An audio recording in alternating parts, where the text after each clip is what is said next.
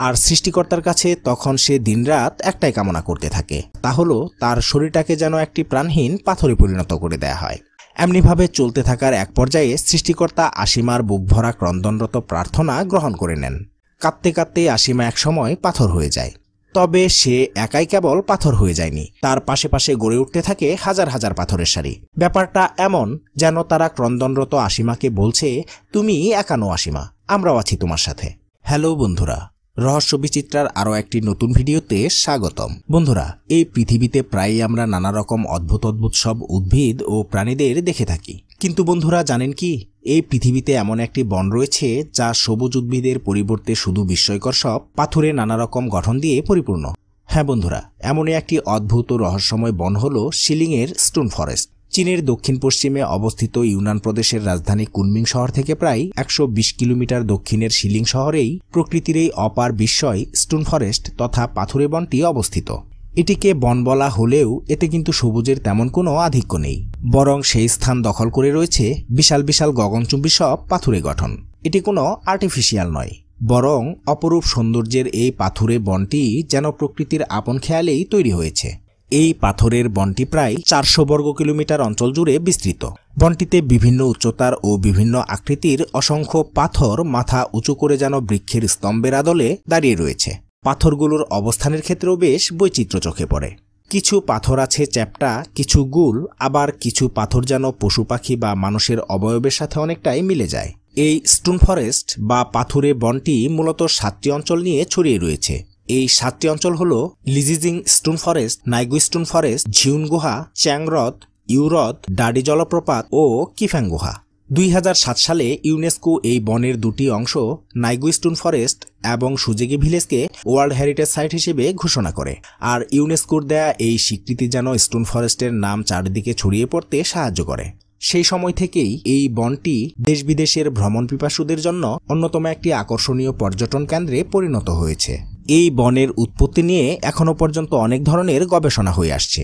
এটি ভাবতে অবাক লাগলেও প্রত্নতাত্ত্বিকদের মতে প্রায় ২৭০ মিলিয়ন বছর পূর্বে এই বনটির জন্ম হয়েছিল।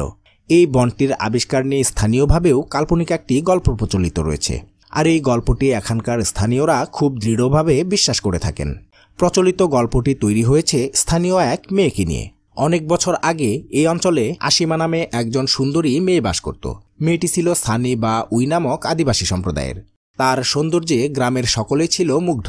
গ্রামের লোকেরা আসিমার সৌন্দর্যের জন্য এক ধরনের গর্ববোধ করত। আসিমা একদিন পাশের রাজ্যে ঘুরতে বের হলে সেখানে তার সাথে সে রাজ্যের এক যুবকের পরিচয় হয়। যুবকটির আচার ব্যবহার আসিমাকে খুবই মুগ্ধ করে তোলে। এরপর কিছুদিন তারা নিয়মিত দেখা করতে থাকে এবং ধীরে ধীরে তারা প্রেমের বন্ধনে আবদ্ধ হয়ে পড়ে। যুবকটি একদিন আসিমাকে বিয়ের প্রস্তাব দিলে আসিমা প্রচণ্ড আনন্দে যেন সুখী হয়ে যায়।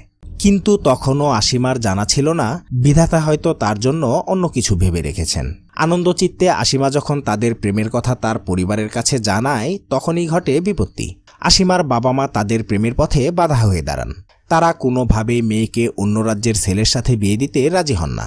মেয়ের বাবা মা এবং গ্রামের প্রতিবেশীরা নানাভাবে আসিমাকে ছেলেটির কথা ভুলে যেতে বলে, কিন্তু আসিমা কিছুতেই তার মনের মানুষটির কথা একদমই ভুলতে পারে না। তখন থেকেই ছেলেটির সাথে দেখা না করার জন্য সবসময় আসিমাকে চোখে চোখে রাখা হয়। আসিমা কল্পনাও করতে পারেনি তার সাথে এমনটা হতে পারে। আপনজনের কাছ থেকে এমন কষ্ট পেয়ে আসিমা সারাদিন শুধু কাঁদতে থাকত।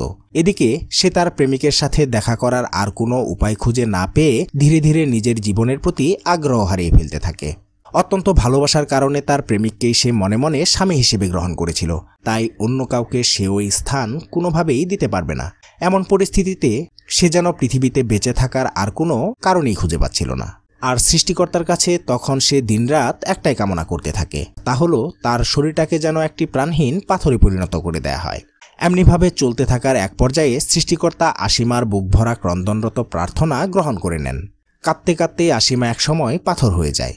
তবে সে একাই কেবল পাথর হয়ে যায়নি, তার পাশে পাশে গড়ে উঠতে থাকে হাজার হাজার পাথরের সারি। ব্যাপারটা এমন যেন তারা ক্রন্দনরত আসিমাকে বলছে, তুমি একা নও আসিমা, আমরাও আছি তোমার সাথে।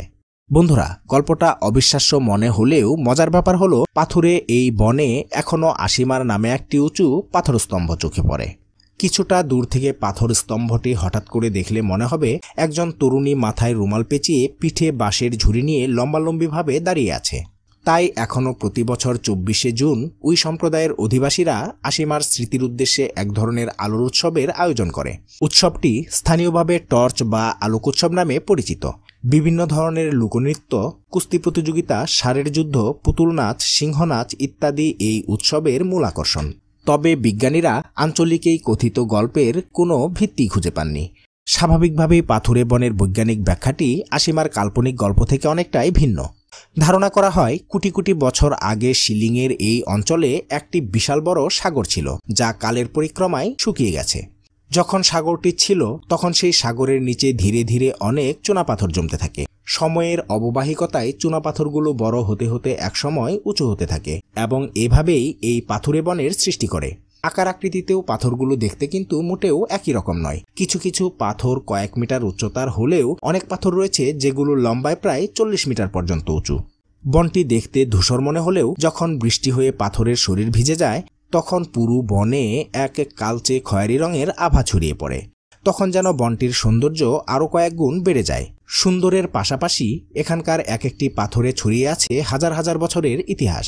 বনটি ঘুরে দেখার নানা রকম অত্যাধুনিক সুবিধা থাকলেও হেঁটে হেঁটে যদি বনের চারপাশটা ঘোরা যায় তখনই মূলত বনের প্রকৃত সৌন্দর্যটি চোখে ধরা পড়ে। তখন পাথরগুলোকে যেন অনেকটাই জীবন্ত মনে হয়।